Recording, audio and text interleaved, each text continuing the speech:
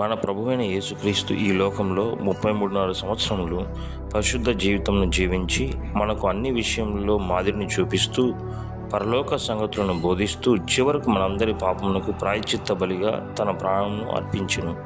మృత్యుంజుడై తిరిగి 3వ దినమున లేచి పరలోకమునకు ఆరోహణమాయెను. యేసుక్రీస్తు ప్రభువు 30 సంవత్సరముల వరకు బహిరంగ సేవ చేయకపోయినను 3.5 సంవత్సరంలో ఆయన చేసిన అద్భుతములు, ఆయన చేసిన బోధలు, ప్రసంగములు, కోకొల్లలు.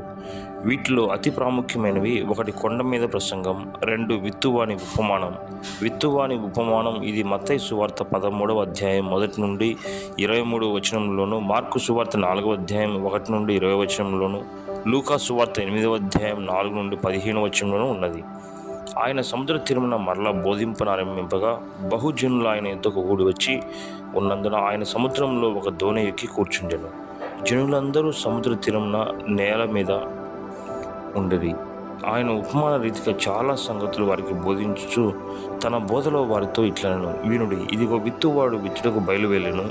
వాడు విత్తుచుండగా కొన్ని విత్తనములు త్రోవ పక్కన పడెను.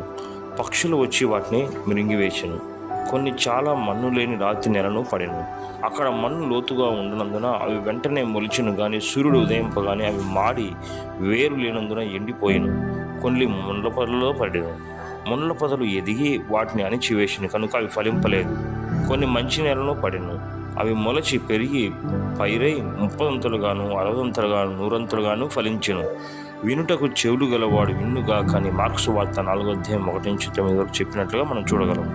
ప్రభు తన బోధన ముగించిన తర్వాత వినుటకు చెవులు గలవాడు విన్నుగా కానెను. బహుజనులు ఆయన యుద్ధకు కూడి వచ్చినప్పుడు వినుటకు చెవులు గలవాడు విన్నుగా కానెను అంటే అక్కడ ఉన్న వారందరికీ చెవులు లేవని కాదు, కానీ వినుటకు మనస్సు కలిగిన వాడు, వినాలని ఆశ కలిగిన వాడు మాత్రమే దేవుని మాటలను వినగలడు.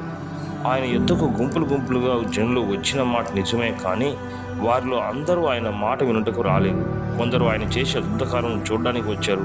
మరికొందరు ఆయనతో ఉంటే రొట్టెలు దొరుకుతాయి తిందామని వచ్చారు. ఇంకొందరు ఆయన రోగాలు బాగు చేయను, మన రోగాలు పోగొట్టుకుందామని వచ్చారు. మరికొందరు ఆయన బోధలు తప్పులు పట్టుకుందామని వచ్చారు. కానీ కొందరు మట్టుకు ఆయన పరలోక బోధన విని ఆ ప్రకారంగా నడుచుకుందామని, మన జీవితాలు హృదయాలు సరిచేసుకొని పాపక్షమాపణ పొందుదామని వచ్చారు. మన ప్రభు అంతకు ముఖ్యంగా రావాల్సినది పాపక్షమాపణ సంపాదించుకుంటకు, ఆయన ఇచ్చి గొప్ప రక్షణ పొంది పరలోక రాజ్య వారసులకు, కానీ కాలక్షేపం కొరకు, తిండి కొరకు, తాత్కాలిక స్వస్థ కొరకు మాత్రం ప్రభు దగ్గరకు వచ్చేవారిగా ఉండకూడదు. ఈనాడు క్రీస్తు దగ్గరకు వచ్చేవారిలో కూడా చాలా మంది మనుషులు ఉన్నారు, కానీ వినువారు మాత్రం కాక విన్నదాన్ని గ్రహించి అనుసరించే వారిగా ఉండవాలని దేవుడు కోరుచున్నాడు.